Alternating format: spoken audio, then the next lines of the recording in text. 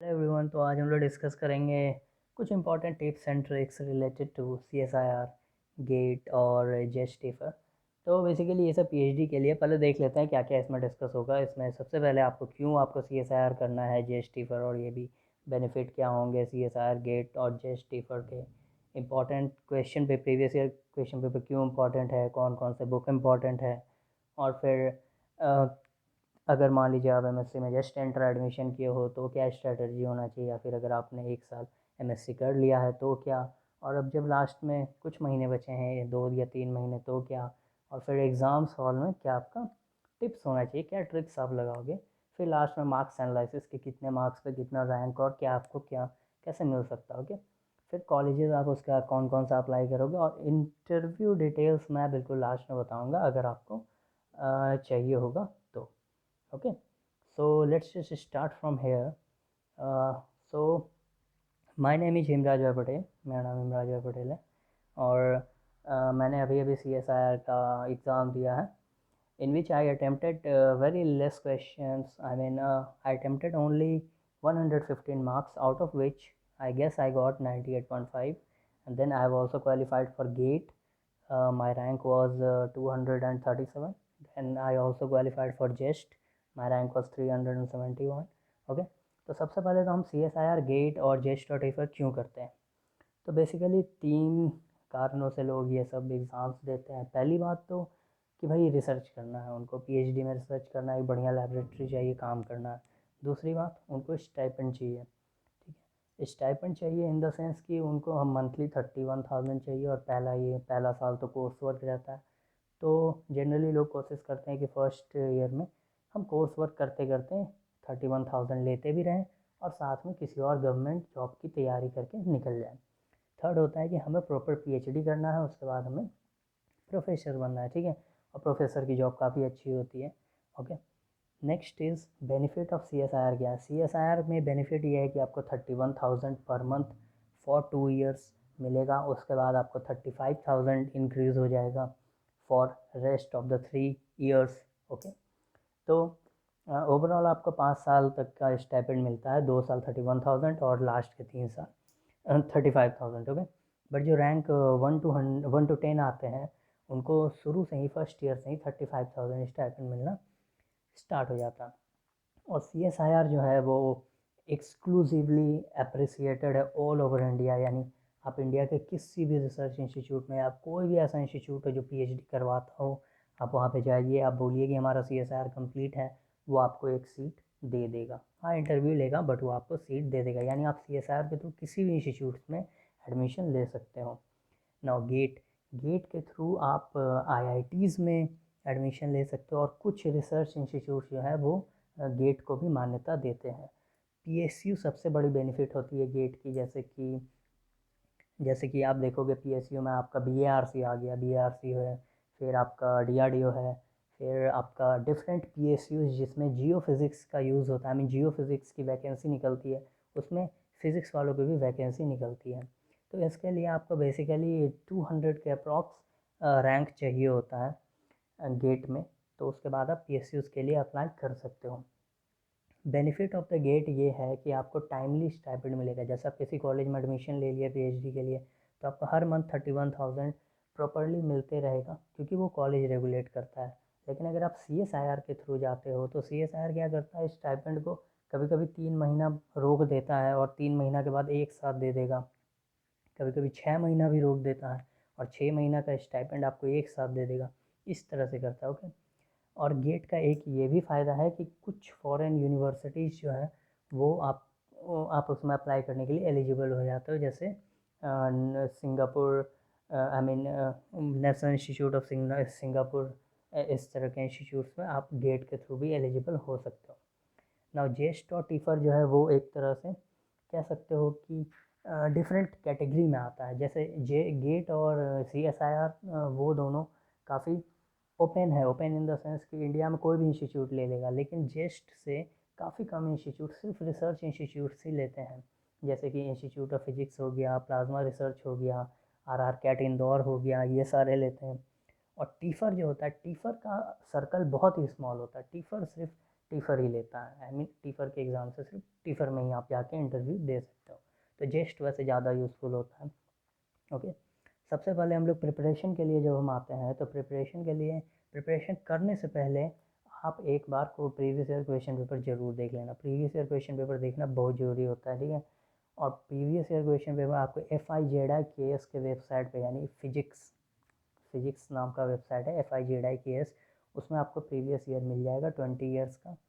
आप गेट का भी डाउनलोड कर लेना, CSIR का भी डाउनलोड कर लेना, जेस्ट का भी डाउनलोड कर लेना, और इन तीनों का सॉल्व करना, ये बहुत ज़रूरी होता है प्रीवियस ईयर क्वेश्चन पेपर, ठीक है।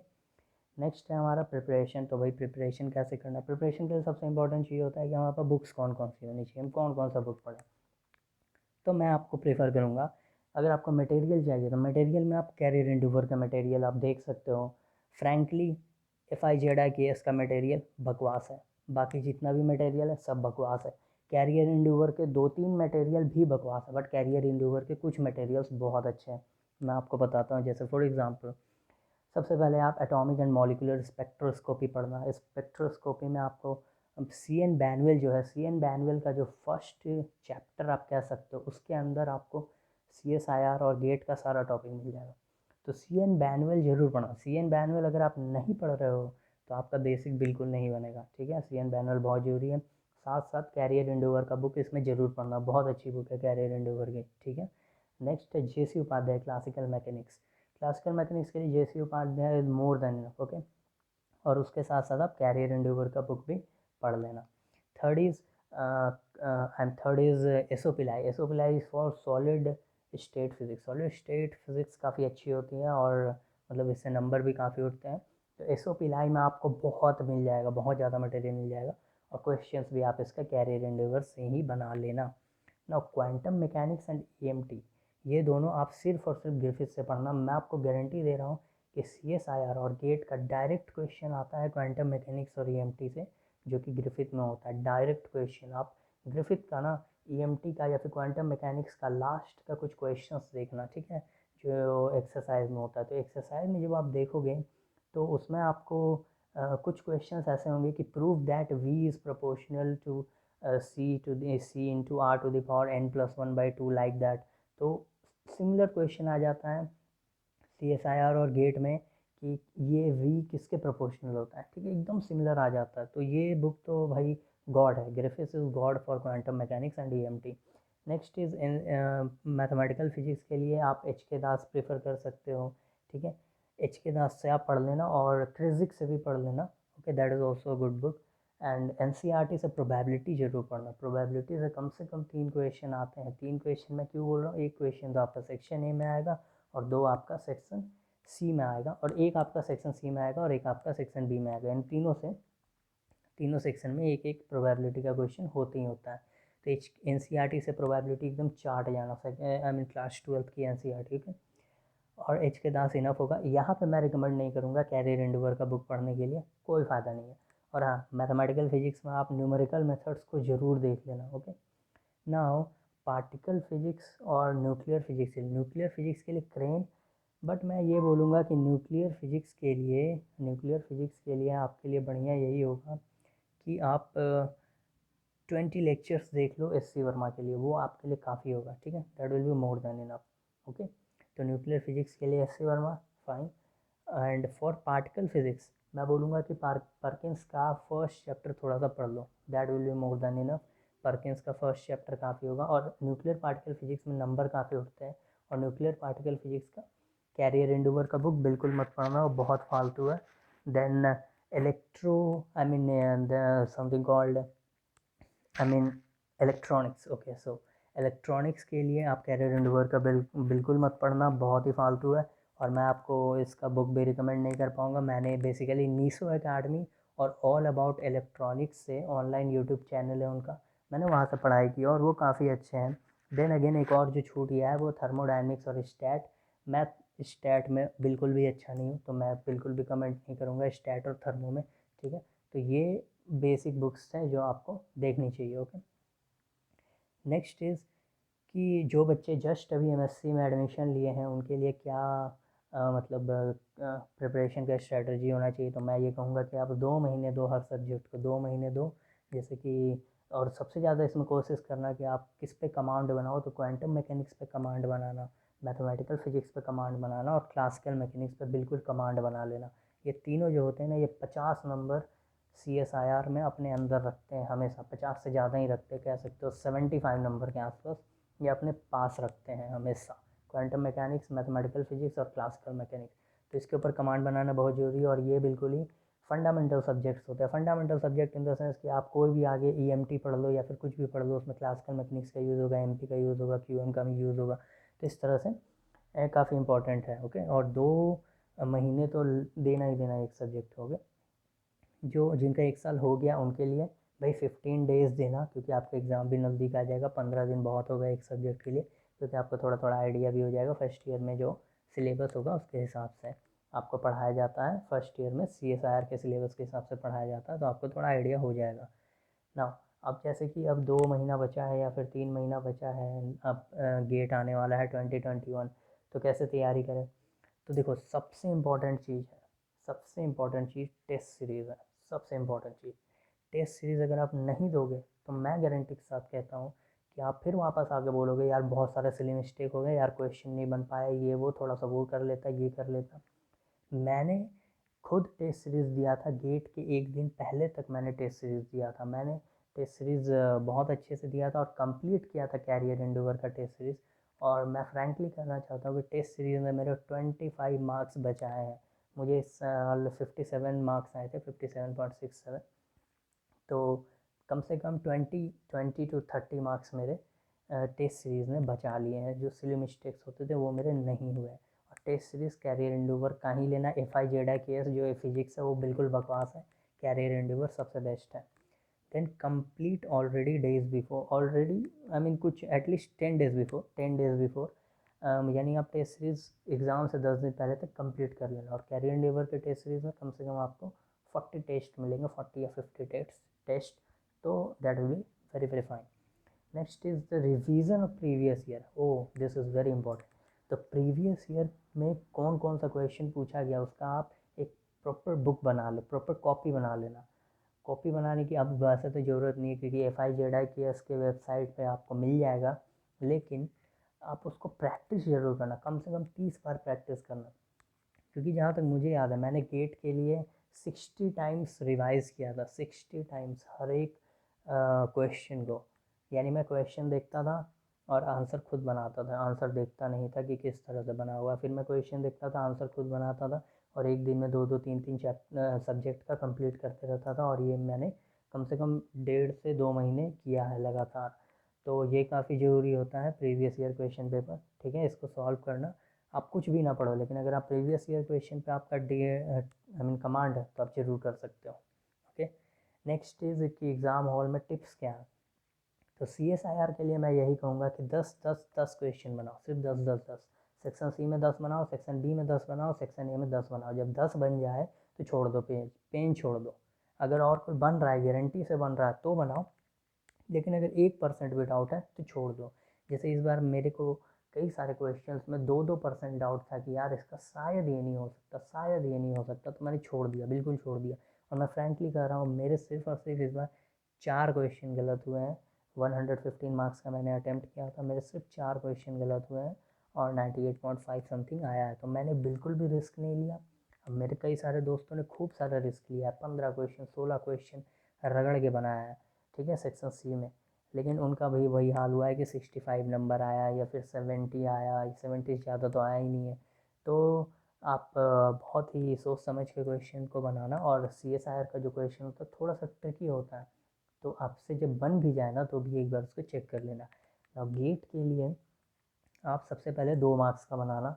अब तो वैसे MSQ भी आएगा, मल्टीपल सेलेक्टिव क्वेश्चन। तो आप उसको थोड़ा MSQ को MSQ में बेसिकली नेगेटिव मार्किंग नहीं होता, तो उसको लास्ट में ही बनाना, it will be fine. But सबसे पहले 2 मार्क्स का क्वेश्चन बनाना, फिर NAT बनाना। ओके, और उसके बाद जो लास्ट में 10 क्वेश्चन रहते हैं आपके ये क्या बोलता हूँ, जनरल एबिलिटी के, वो आप बना लेना, वो लास्ट में बिल्कुल बनाना, ठीक है। और टाइम वेस्ट मत करना। टाइम वेस्ट नहीं करने का मतलब इन द सेंस कि कोई क्वेश्चन नहीं बन रहा है तो तुरंत स्किप करो, ठीक है। या कोई क्वेश्चन तुम्हें देख के डर लग रहा है कि नहीं बन पाएगा, तुरंत स्किप करो, और जो बन रहा है सिंपली सिर्फ उसी पे जाओ, ठीक है। और कोई भी क्वेश्चन ऐसा अटैम्प्ट करो ऐसा अटैम्प्ट ना करो जिसके बारे में तुम्हें नहीं पता हो। ओके, ये बहुत ज़रूरी है। नेक्स्ट इज़ कि चलो आपने एग्ज़ाम दे दिया, अब आपको मार्क्स आ रहे हैं तो क्या होगा। जैसे लास्ट ईयर 87 मार्क्स पे Harshita Sharma was the topper, and mine was 57 and the rank was 237. Then there was 62 rank, I mean 62 marks, 62 marks पे 130 ranks, like that इस तरह से वैरी हुआ था।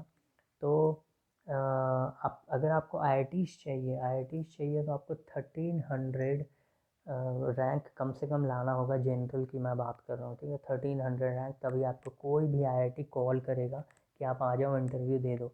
जैसे मैं अपनी बात बताता हूँ, मुझे 237 रैंक आया, उसके बावजूद मुझे IIT दिल्ली ने और IIT कानपुर ने कॉल नहीं किया।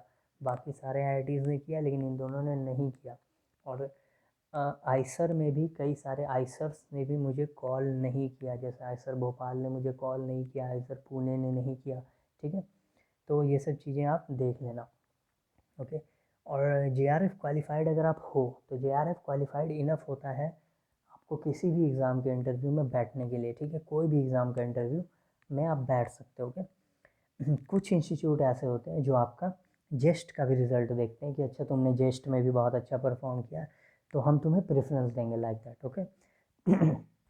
नाउ इंस्टीट्यूट्स आपको इंटर्नशिप आपका नहीं देखते हैं। अगर आपने इंटर्नशिप किया हो MSc में तो फार बेटर है, नहीं किया हो MSc में तो भी कोई प्रॉब्लम वाली बात नहीं है, ठीक है ना। बार्क में जो होता है, बार्क का मार्क्स एनालिसिस, तो इस बार का कट ऑफ गया 162 और मेरे 3 मार्क्स से छूट गए BARC का।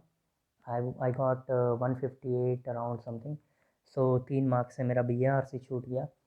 और BARC का इस बार कट ऑफ गया है 720 in case of GATE score, और मेरे थे 654, तो यहाँ पे भी थोड़ा सा प्रॉब्लम हो गया। खैर कोई बात नहीं। तो BARC के लिए आपके पास अलग से एग्ज़ाम होता है, 3 मार्क्स का एक क्वेश्चन रहता है और 100 क्वेश्चन रहता है, 300 मार्क्स का होता है। 300 मार्क्स में आपको नेगेटिव मार्किंग भी रहता है, तो सोच समझ के बनाना चाहिए। Okay, so that was all. Next is कि आप कौन कौन से कॉलेज में अप्लाई कर सकते हो। तो सारे IITs में आप अप्लाई कर सकते हो। पहली बात तो अगर आप 1300 रैंक से नीचे हो। ओके, नाउ ये चीज़ें देख लीजिएगा कि IIT Delhi, IIT Kanpur, IIT Bombay, ये सब कुछ कॉलेजेस हैं जो आपको 700 रैंक या 800 रैंक तक रोक देते हैं। यानी इन रैंक से नीचे वालों को ही लेते हैं। देन आपका आता है IISERs. IISERs purely I mean research basis होता है इनका कॉलेज। तो यहाँ पे आपको बेसिकली जेस्ट से भी प्रेफरेंस ज़्यादा मिलेगा और गेट से भी प्रेफरेंस ज़्यादा मिलेगा। और मैं ये जितना भी कॉलेजेस लिखा हूँ यहाँ पे, ये सारे के सारे आपको CSIR से लेते ही लेते हैं। तो CSIR क्वालिफाइड है यानी सब क्वालिफाइड है। हाँ, कुछ कॉलेजेस हैं जो गेट से नहीं लेते बट जेस्ट को ज़्यादा प्रेफरेंस करते हैं, जैसे कि प्लाज्मा रिसर्च इंस्टीट्यूट IPR, और आपका IOP institute of physics, and then वेक वेरिएबल एनर्जी साइक्लोट्रॉन सेंटर। ये सारे जो होते हैं ये जेस्ट को ज़्यादा वैल्यू देते हैं, गेट वालों को भी ये नहीं बुलाते हैं, ठीक है। तो कॉलेजेस में आपका आता है सिम्प, Saha institute of nuclear physics, then RR CAT Indore, then PRL physical research laboratory, then NISER Bhubaneswar. तो मुझे इन जगहों से कॉल आ चुका है, एक्चुअली सारे जगहों से लगभग लगभग कॉल आ चुका है और मैंने इस इंटरव्यू दिया है। ओके, बट वेक से मुझे कॉल नहीं आया क्योंकि वेक बहुत ही क्रीमी लेयर लोगों को लेता है। Creamy layer in the sense की रैंक 1 to 20, 1 to 30 ऐसे ही लेता है। वेक काफ़ी ऊँची चीज़ है। Next interviews. ओके, इंटरव्यूज़ मैंने काफ़ी इंटरव्यूज़ दिए, मेरे फ्रेंड्स ने भी काफ़ी इंटरव्यूज़ दिए, काफ़ी IITs के काम भी। और मेरे कुछ फ्रेंड्स हैं जो इस बार BRC के इंटरव्यूज़ में भी बैठेंगे। तो अगर आपको चाहिए इंटरव्यू डिटेल्स कि भाई किस किस तरह के क्वेश्चन पूछते हैं, जैसे फॉर एग्ज़ाम्पल IPR जो प्लाज्मा रिसर्च सेंटर है, उसमें मैंने कहा कि सर आप कुछ प्लाज्मा से भी क्वेश्चन पूछ ले। सर मैंने काफ़ी तैयारी की है, बेटन कोर्स से एक्चुअली मैंने प्लाज्मा की पढ़ाई की थी। तो सर ने बोला कि नहीं नहीं नहीं, मैं हम प्लाज्मा से आपसे क्वेश्चन नहीं पूछेंगे, and they were all about electromagnetism. Okay, so actually मेरा प्लाज्मा रिसर्च इंस्टीट्यूट में से भी कॉल आ चुका है, बट मैं IPR में नहीं जा रहा हूँ, मैं ISM धनबाद में ही स्टेबल हूँ। ओके, तो अगर आपको चाहिए इंटरव्यू डिटेल तो आप नीचे कमेंट करिए। ओके, अगर इनफ कमेंट्स रहा तो मैं ज़रूर वीडियोज़ बनाऊँगा। Okay, thank you, that's all.